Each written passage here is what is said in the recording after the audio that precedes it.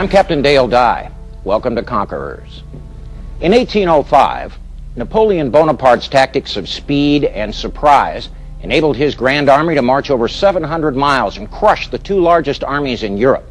The primary weapon in his arsenal was this, the Gribeauval 8-pounder. Now, this cannon outranged the Austrian and Russian 6-pounders and had significantly more hitting power. Most importantly, it was more maneuverable. But the primary weapon of the era was Napoleon's mind. His tactics and daring at the Battle of Austerlitz established his reputation as one of history's greatest commanders.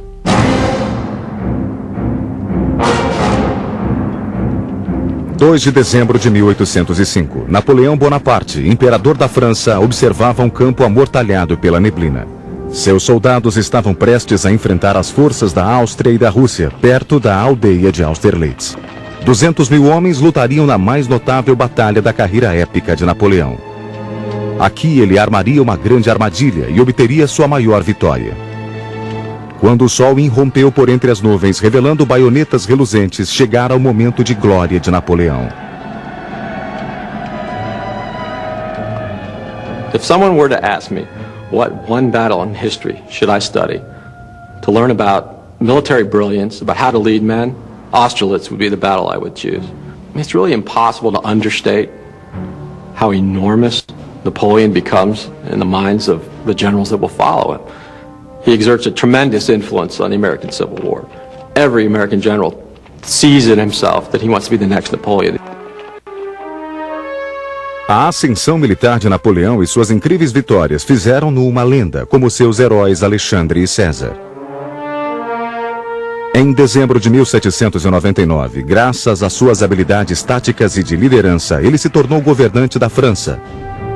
Havia conquistado o Egito, a maior parte da Itália, implantado códigos civis e até um novo sistema tributário. Em 1800, a França derrotou o exército austríaco na Itália e na Alemanha, tornando Napoleão o homem mais poderoso e temido da Europa. Napoleon is the most controversial figure in Europe at this time. And the opinions about him vary widely. I mean, some of his most inveterate enemies can't help but admire him. Ideologically, Napoleon is seen as the son of the French Revolution. So in all the conservative quarters of Europe, he's loathed. Many people feel he's really the Antichrist. Em 2 de dezembro de 1804, Napoleão coroou-se imperador. Isso abalou toda a Europa. O primeiro cônsul da Revolução estabelecia sua própria monarquia. Os aristocratas europeus não podiam tolerar isso. O que viria em seguida? A conquista de seus reinos? To many people, he was an amazing person. People flocked to Paris to try to catch a glimpse of this stunning young man who had risen from obscurity to become the leader of one of the great countries of Europe. What they learned by 1805, of course, was that not only was Napoleon this meteor streaking to the top of power in France, but he was a great commander that they could not ignore if they ever chose to take him on. No início de 1805, Napoleão estava com seu exército de 210.000 homens no porto de Bolonha, aguardando as melhores condições para invadir a Inglaterra. Seu ódio a essa nação, a única a infligir-lhe duras derrotas, tornara-se uma obsessão. England was determined to get rid of Napoleon. There had been a number of assassination attempts, and it was the British who were financing and organizing that. So Napoleon eventually realized he had to either have a peace treaty with England or he had to conquer England. Well, he tried a peace treaty. In 1802, there was the Peace of Amiens. Ultimately, it was England that refused to withdraw forces from Malta as per the treaty, and so Napoleon decided, well, then I must conquer England. They had trained for a war that was coming, they thought, with England. Every day, there would be battalion drills. Every other day in the morning, there would be live firing exercises. Now, intense training with soldiers that were already veterans in the wars of the French Revolution. This made Napoleon's Grande Armée, as he dubbed it in late August 1805, the finest army he had ever commanded. The primary weapon of the French infantry was the Model 1777 Courage en Neuf, better known as the Charleville. The weapon weighed about 10 pounds, was approximately 5 feet long. It fired a relatively light .7-inch ball. For each shot, powder and ball had to be rammed home, and the weapon fired from a flintlock mechanism. A well-trained and disciplined soldier could get off about 5 rounds per minute. But all that black powder left a lot of residue or fouling. So the weapon had to be swabbed out about every 50 shots, or there was a danger it would blow up in your face. If there wasn't any water readily at hand, soldiers simply urinated into the bore and used the acid in the urine to clean it out. Now, in combat, something like that can bring on some serious performance pressure. Contudo, Napoleão e seu grande exército nunca cruzaram o Canal da Mancha. Em 25 de agosto de 1805, eles tiveram que enfrentar a Inglaterra em um campo de batalha totalmente diferente. William Pitt, primeiro-ministro da Inglaterra, acabara de perder as colônias americanas na Revolução delas. Agora, a França ameaçava o status inglês na Europa. Pitt decidiu formar uma coalizão com seus aliados para frustrar as ambições de Napoleão. There had been 2 previous coalitions, and this third coalition was going to be the biggest and best yet. Russia got involved because the Tsar, Alexander, believed that he was a messiah that was going to re-energize and restore Europe's old order after the French Revolution. Tsar Alexander was only 27 years old. He was susceptible to flattery and to toadies and sycophants who surrounded him. He believed that he was going to be a great general, but he had no background or had never studied warfare or the military like Napoleon had. O último líder da terceira coalizão foi Francisco I, imperador da Áustria. Como o governante mais conservador da Europa, Francisco era o mais ameaçado pelos ideais igualitários da Revolução Francesa. Ele tinha levado uma surra dos franceses em 1800 e via agora a sua chance de vingar-se. William Pitt pagou os austríacos e russos para esmagarem o recém-coroado imperador francês em terra, enquanto 175 navios ingleses continuariam a interceptar Napoleão por mar. Áustria e Rússia, com uma força conjunta de 200 mil homens, atacariam 2 regiões aliadas dos franceses, a Itália e a Bavária. Um plano de tamanha magnitude não poderia escapar aos espiões de Napoleão, que logo informaram o imperador. Napoleão estava sempre à frente de todos. O grande estrategista usaria a Europa como tabuleiro para derrubar seus inimigos como peões. Em 8 de setembro de 1805, o general Karl Mack conduziu 72 mil soldados austríacos à Bavária. Ao mesmo tempo, as forças aliadas capturaram Hanover e invadiram a Itália. A terceira coalizão atacava a França de todos os ângulos. Com o dobro de homens, cavalos e canhões do que Napoleão, ela parecia invencível. De imediato, Napoleão viu uma falha no plano aliado. As forças deles estavam muito dispersas pelo continente. A comunicação e a coordenação entre esses exércitos multilingües seria quase impossível.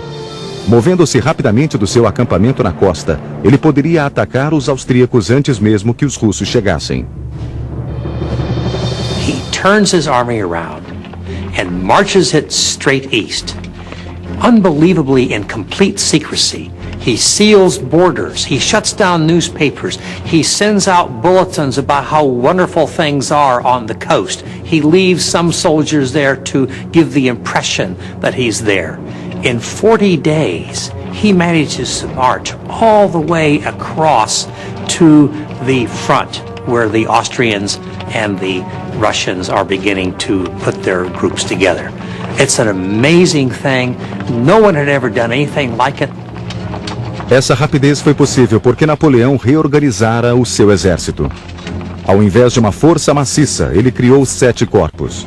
Cada corpo era um exército em miniatura, liderada por um marechal com autonomia para tomar decisões. Tinha sua própria infantaria, cavalaria, artilharia, vias de abastecimento e até equipes médicas. Este sistema de corpos ajudaria Napoleão a defender seu país e conquistar novas terras. The idea was, though, that they would never be more than a 24-hour march from each other. So if one got in trouble, another one could quickly come in to save the day. That was a far better system for maneuver than the Russian and Austrian systems, which were an old system based on a very central command and requiring enormously difficult communication lines from time to time. But the main thing that the French had that the other folks didn't, of course, was Napoleon himself. The Duke of Wellington is believed to have said at one time that Napoleon's hat on a battlefield was worth 50,000 men.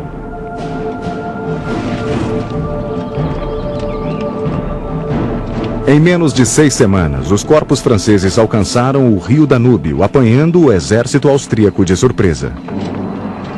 O general Mack resolveu lutar na cidade de Ulm. As ações de Napoleão contra Mack se tornariam lendárias e iniciariam uma campanha que lhe daria sua maior vitória militar, a Batalha de Austerlitz.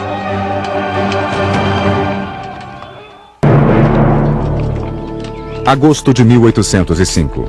Napoleão fizera seu grande exército marchar em segredo para defender a França de seu novo inimigo, a Terceira Coalizão. Seus corpos tinham avançado dia e noite, sofrendo grandes privações para interceptar o exército austríaco do general Mack. The main advantage that the Allies, the coalition against Napoleon had was sheer numbers. They had huge numbers of soldiers, they had a bigger fleet, they had more money. Mack made the unfortunate decision to move forward into Bavaria for the reason that he believed that Bavaria was going to join Austria against Napoleon. That proved to be completely false. Em setembro de 1805, o general Karl Mack e seu exército austríaco ocuparam a cidade de Ulm, na Bavária. Ulm era uma sólida posição defensiva para os austríacos. Outros generais haviam atacado a cidade frontalmente, mas Napoleão estava prestes a mudar as regras. Ele armaria uma cilada para Mack. Napoleon had some experience fighting against coalitions. In his very first campaign, he devised his strategy of divide and conquer. Separate the parties and defeat them in detail. The Third Coalition was going to be no exception. He knew that the Austrians would be vulnerable, that it would take the Russians time to get there. Napoleon saw an opportunity to fall upon their rear and flank and encircle and cut them off from the rest of Austria. It's the precedent of the modern blitzkrieg. Por meio de astúcia e ilusão, Bonaparte enviou corpos contra os austríacos a leste e outro ao redor de Ulm para isolar o general Mack. Em 14 de outubro, o exército austríaco estava cercado em Ulm. Rumores de que Napoleão recuava foram desmentidos por canhonaços nas muralhas da cidade.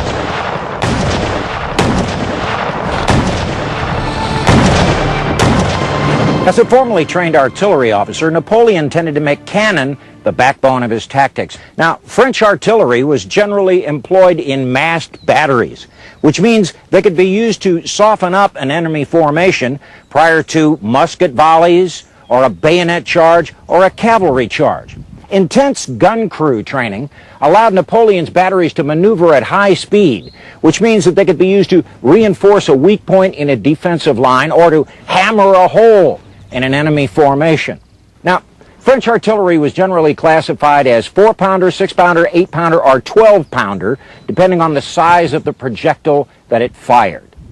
Maximum effective ranges, somewhere out between 600 and 800 meters. Now, let's see what all this French noise is about. O general Mack esperava que seus soldados suportassem o ataque francês, até que 40 mil russos viessem em seu auxílio.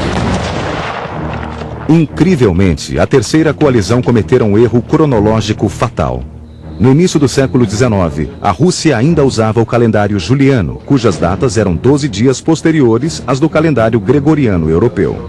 Por pressa e confiança excessiva, ninguém no comando aliado se dera ao trabalho de lembrar disso. General Mack is convinced that the Russians will be coming to his aid just any old time now, and in fact they were almost 200 miles away. Well, that's a disaster, as you can well imagine. Em 20 de outubro de 1805, o general Mack por fim entregou a cidade de Ulm. 27 mil homens e 67 canhões foram os prisioneiros de Napoleão. Mack perdera metade de todo o exército austríaco. One of the things that became a famous saying after this campaign against Ulm was the fact that the French soldier said their emperor defeated enemies with their legs instead of their arms. Just by marching, just by swinging wide around Mack, they were able to cause his defeat. And it certainly was unprecedented and something no one had seen in Europe up to that time. For this disaster at Ulm, Mack became known as the unfortunate General Mack. He was in fact court-martialed and sentenced to death for this disaster. Nada agora interpunha-se entre Napoleão e Viena. Em 14 de novembro de 1805, Napoleão liderou seus soldados à capital do antigo Império Austríaco. Francisco I havia fugido, deixando seus palácios para o inimigo. Napoleão desfilou em triunfo pelas ruas. 2 meses antes, ele estivera acampado às margens do Canal da Mancha. Agora, as autoridades vienenses entregavam-lhe a chave da cidade. Seu triunfo, no entanto, foi obscurecido pela notícia de um desastre. A marinha de Napoleão fora destruída na Batalha de Trafalgar.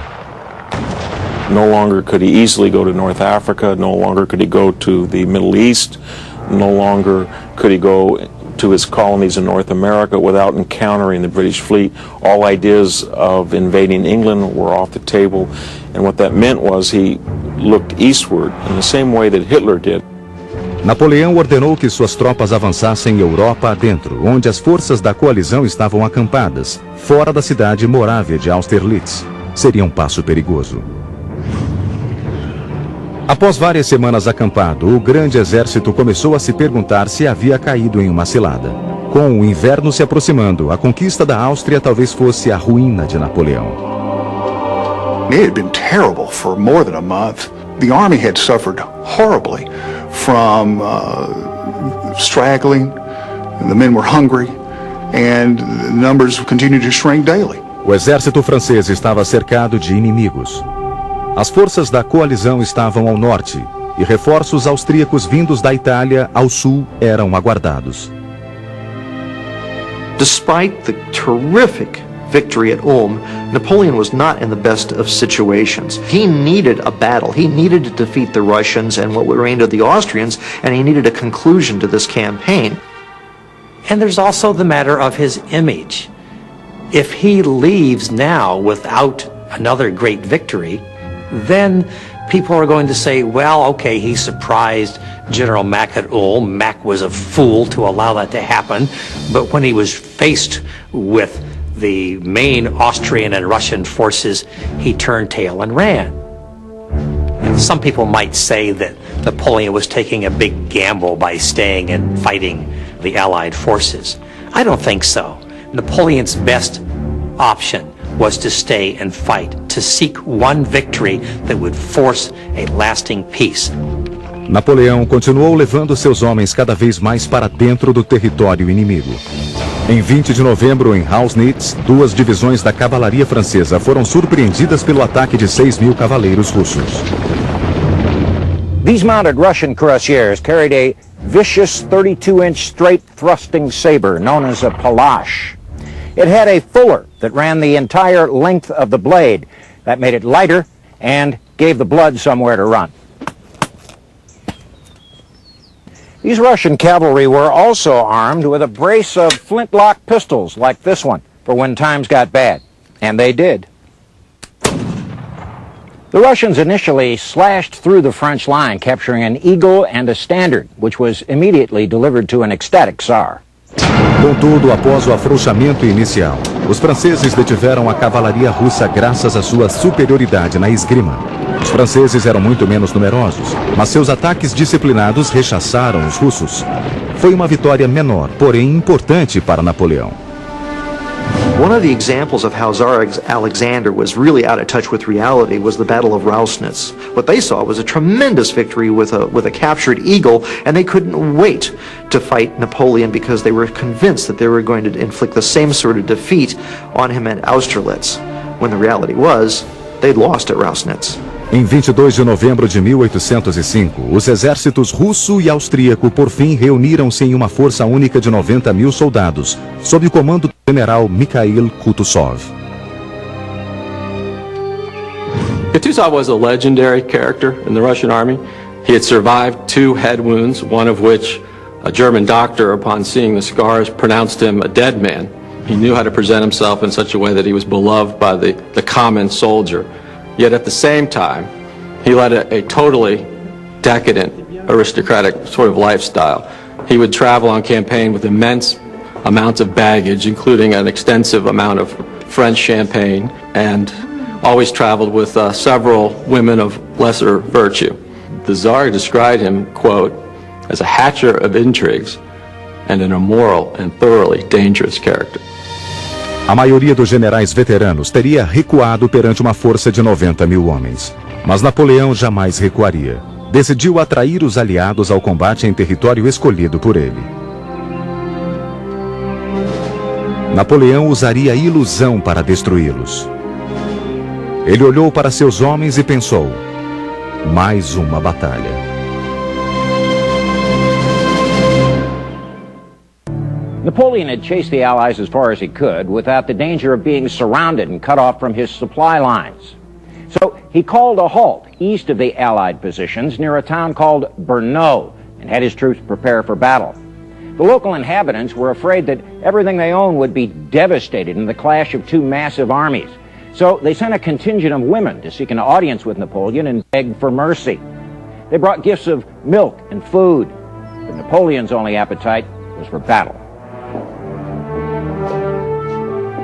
Em 24 de novembro de 1805, o czar convocou um conselho de guerra com o imperador Francisco e o general Kutuzov. 3 planos foram sugeridos. O primeiro era manter a posição deles em Olmütz e aguardar reforços austríacos vindos da Itália.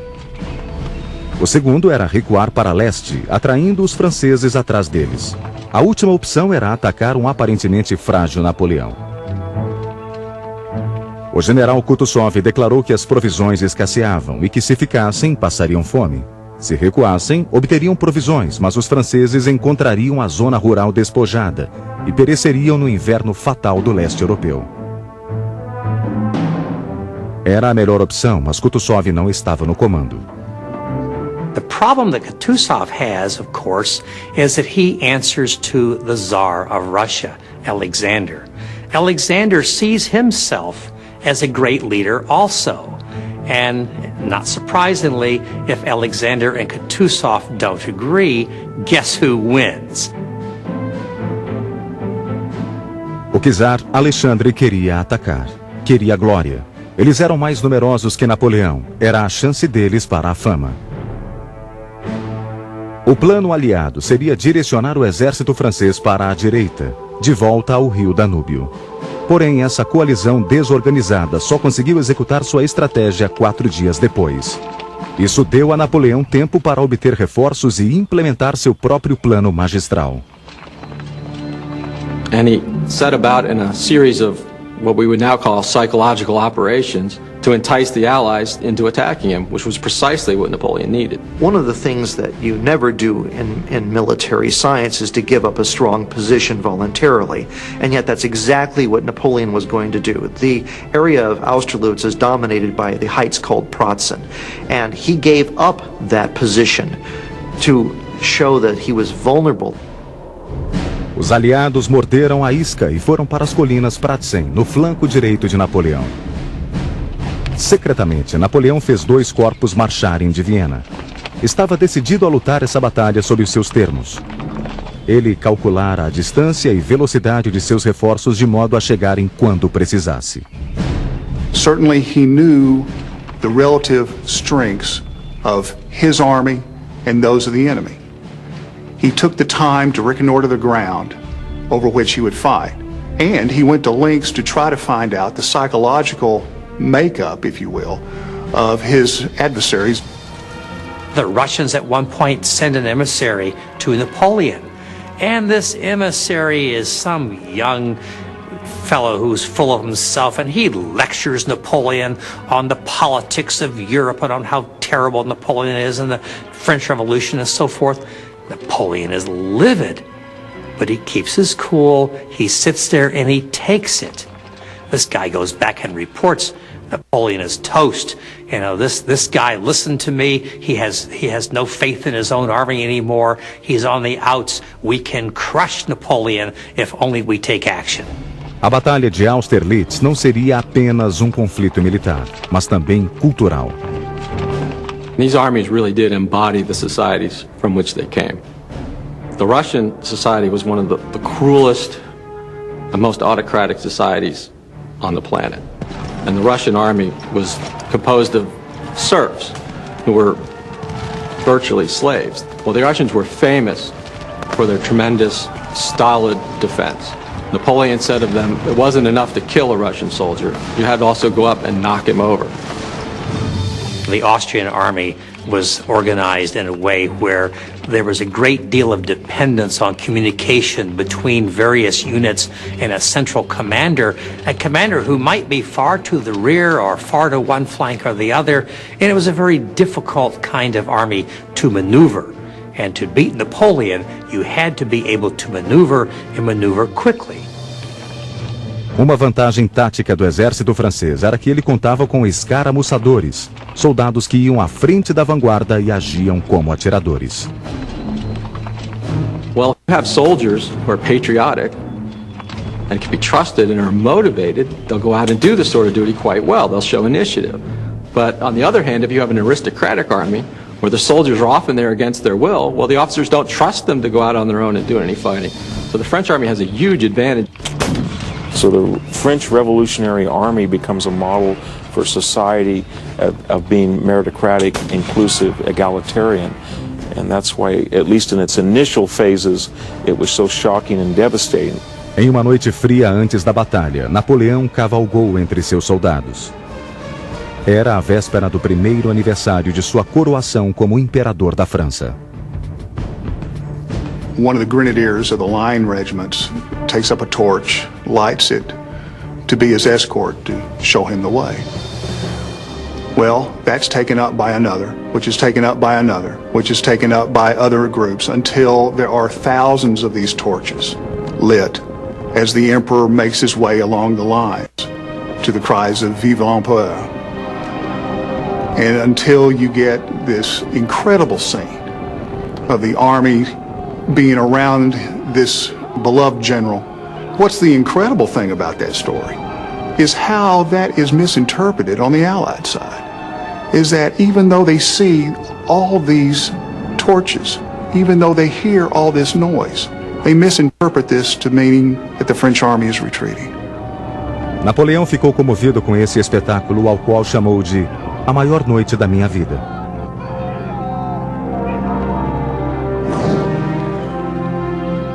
A armadilha de Napoleão para o inimigo estava pronta e ele se sentia confiante, mas os aliados também.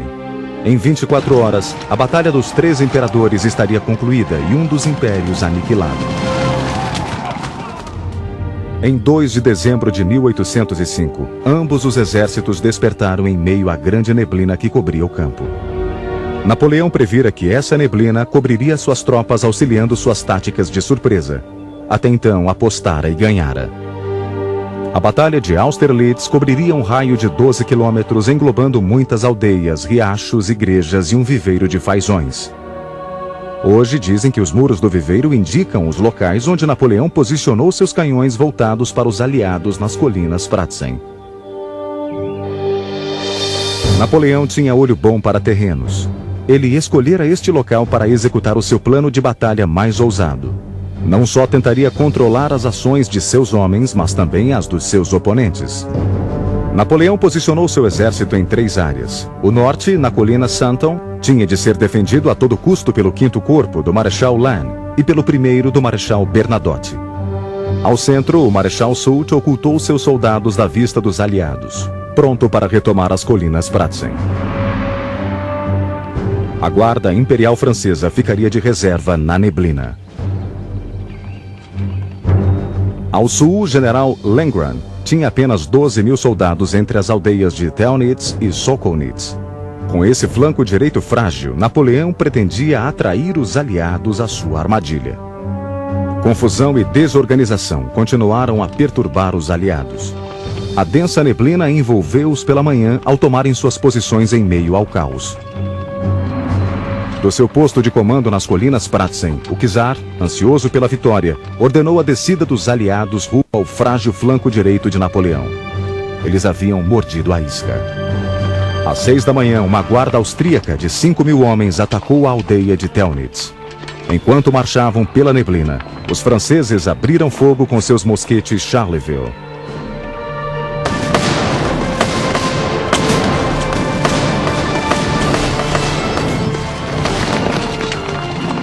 They had some strong buildings like a church, so they were able to implement their strong point defense scheme by putting the better units, the companies of grenadiers, in the church. They covered the village approachways with skirmishers. They then allowed the enemy forces to enter the village and then be counterattacked and trapped in the town, and they inflicted horrible damage on them.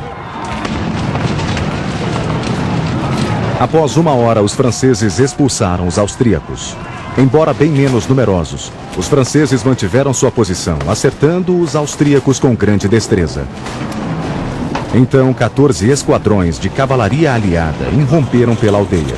Os franceses retrocederam e foi enviada aos dois imperadores a notícia de que o plano aliado funcionara.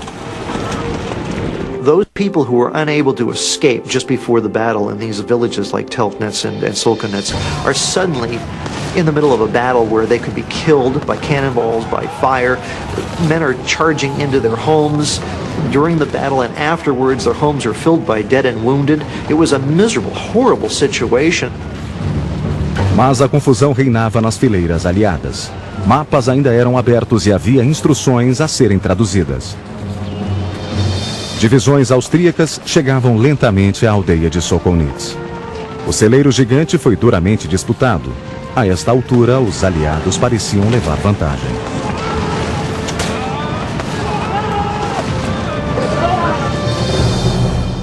Do seu posto de comando na colina Zuran, Napoleão observava o movimento dos aliados. Ele teria uma surpresa aguardando por eles. Napoleon's right flank was secured thanks to the heroic forced march of members of Marshal Davout's Third Corps, who executed one of the most staggeringly arduous forced marches in military history, 70 miles in less than 48 hours. They arrived on the battlefield absolutely exhausted. Over half the men were not present, but still trying to get there. Até então, os inimigos de Napoleão comportavam-se como se obedecessem às ordens dele. Napoleão quisera que atacassem seu flanco direito e eles atacaram. Graças à marcha forçada, ele agora tinha tropas suficientes para defendê-lo e para executar seu plano, um ataque às colinas Pratzen. He knew that the men wanted something more than an ordinary victory. And so his battle plan was to give them an extraordinary victory. He was going to let the enemy throw themselves on him, and in the process of doing that, open up themselves for the riposte, and that counterattack would have the effect of splitting the Allied army in two and utterly destroying it. Napoleão assistia de seu posto de comando, aguardando para fechar sua armadilha no momento certo. Ainda ocultas na neblina no fundo do vale, detrás das colinas Pratzen, estavam as duas divisões, somando 17 mil homens. Quando Napoleão perguntou ao Marechal Soult quanto demoraria para sua guarda secreta capturar o centro, a resposta foi: menos de 20 minutos, sire. O imperador deu ordem de avançar. Com um golpe certeiro, e a guerra terminará. On the first anniversary of his coronation, Napoleon launched the most daring plan ever to attack two of the oldest empires in Europe and teach them a serious lesson in modern warfare. Up until this point, Napoleon's battle at Austerlitz had been a masterpiece of deception. Now, he ordered his troops to advance straight through the morning fog and straight at the emperors of Austria and Russia. He waited until exactly the proper moment to launch a violent counterattack in the center of the Allied army. It was a brilliant plan, magnificently executed. They began to sweep across the valley and go up to the Pratzen Heights. Just about that time, the famous sun of Austerlitz begins to burn the mist away, and the Allies look down in amazement to see a rather sizable French force storming up at them. Desde esse dia, Napoleão associou aquele sol vermelho com a sua glória e a de seu grande exército. O fulgurante sol de Austerlitz aqueceria Napoleão pelos próximos 10 anos. Enquanto isso, o czar Alexandre, o general Kutuzov e o imperador Francisco viam, horrorizados, as divisões francesas materializando-se como fantasmas saídos da neblina. Napoleão declarou: "Eles se creem derrotados pela metade, ainda esperam vencer-me. Vamos concluir esta campanha com uma trovoada que atordoará o inimigo." Às 9h30 da manhã, os franceses subiram a colina em meio a balas de mosquete e de canhão.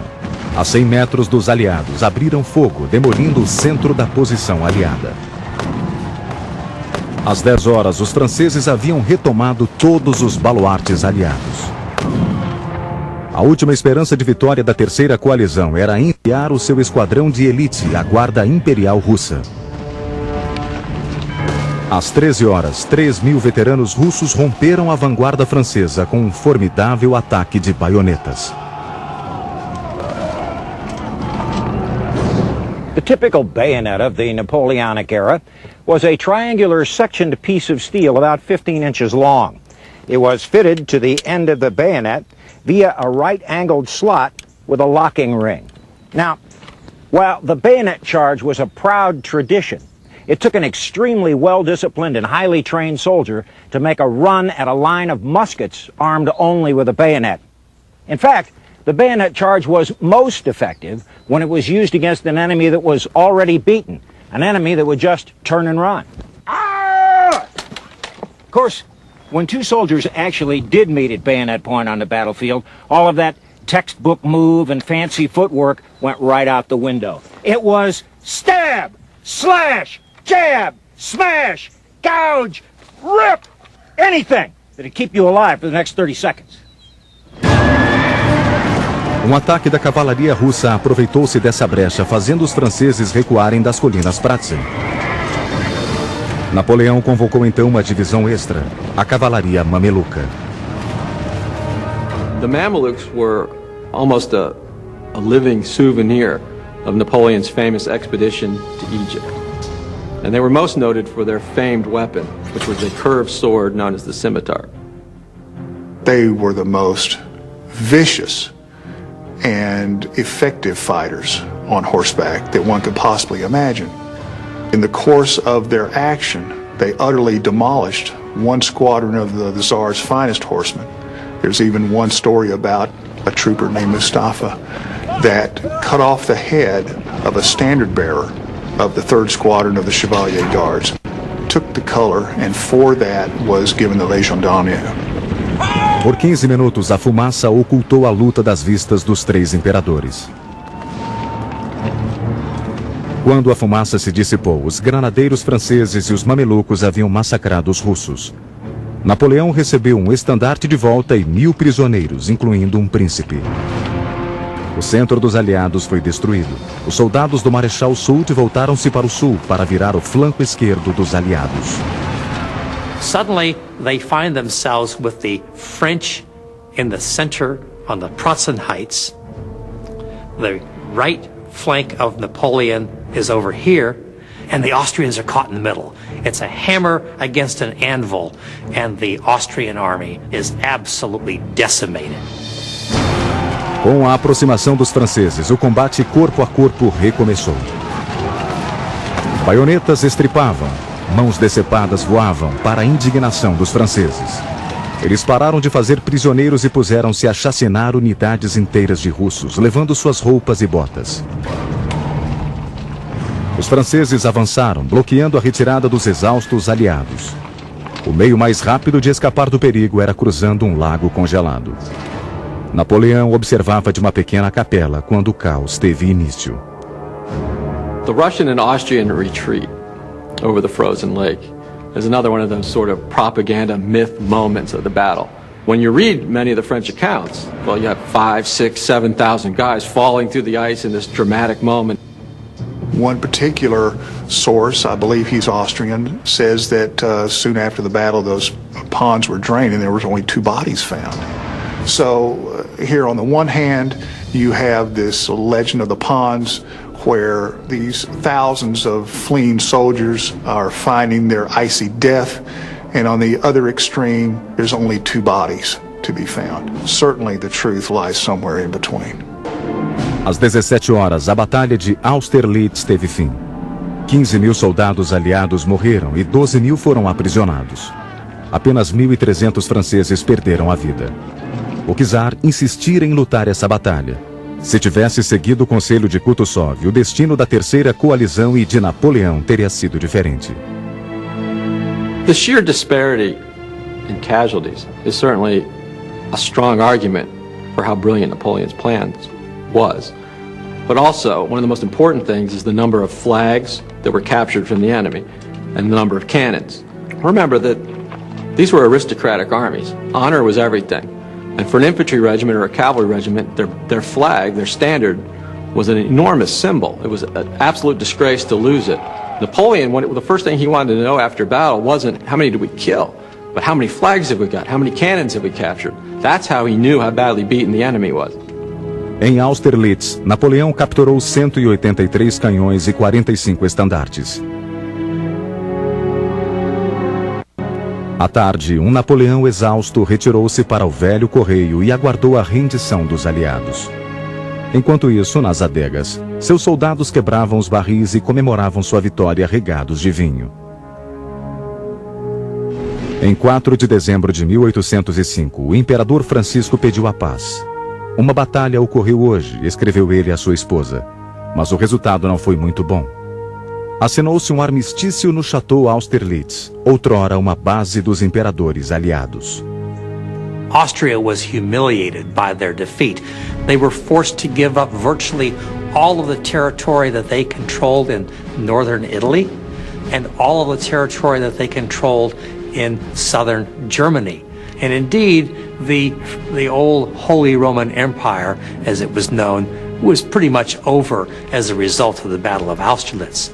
The Russians didn't really have to give up anything, but they did suffer the humiliation of being forced to withdraw.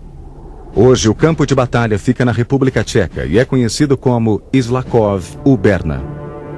Nas colinas Pratzen ergue-se um monumento de 21 metros, marcando o local onde milhares morreram bravamente. What caused the French to win the battle was Napoleon. There's an old saying that no plan survives contact with the enemy, and this is exactly the opposite of that. Not only did Napoleon's plan work for him, his plan for the coalition worked right into his hands. Napoleon fought and won more battles under varying climatic conditions than any other commander in history. From the snows of Central Europe, the sands of Egypt, there were a lot of battles that were politically more important than Austerlitz, but it certainly can be argued that none militarily were greater.